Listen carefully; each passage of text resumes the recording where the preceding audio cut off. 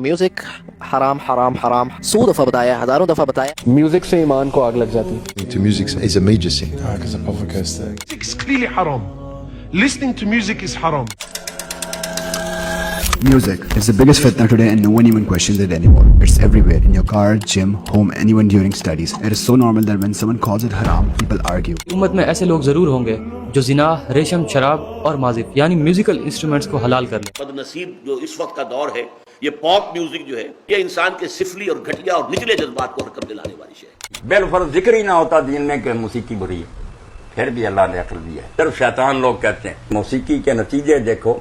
Depression, anxiety, lust, identity crisis, सब कुछ increase हो रहा है।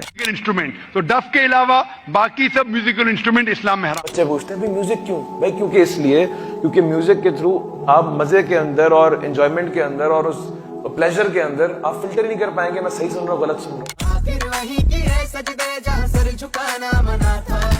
आप सॉन्ग सुनते हैं, सॉन्ग्स पे जरा गौर करें, क्या कर रहे हैं सॉन्ग्स। मैं बैठा हुआ हूँ, अपने काम में बैठा हुआ हूँ, कोई परेशानी नहीं है मुझे, कुछ नहीं, मैं अपने काम कर रहा हूँ। अचानक इधर से जो है वो आतिफ असलम का सैड सॉन्ग, अब तो आदत सी है मुझको, मैं परेशान, मैं सैड हो जाऊंगा, मैं डिप्रेशन, एंजाइटी, मतलब कोई मसला नहीं है, मैं जो है वो होपलेसनेस की तरफ जा रहा हूँ, मैं नाउमीदी की तरफ जा रहा हूँ। क्या है मतलब, ये क्या है? कोई मसला नहीं है भाई, मैं बैठा हुआ हूँ, कोई गाना चला सिद्धू मूसे वाले का, मुझे मैं गैंगस्टर बनने की मुझे वाइब्स आ रही हैं, वो अभी मैं जाऊँ बाहर और किसी का सर फाड़ दूँ, मैं जाके जो है वो किसी को कत्ल कर दूँ, मतलब क्या, ये क्या लॉजिक है? फजूल, क्रिंज। कभी कभी इंसान बिल्कुल सही चल रहा होता है लेकिन कोई गाना उसके जहन में ऐसा आ जाए डिप्रेस हो जाएगा क्योंकि उस गाने के साथ कुछ यादें जुड़ी होंगी।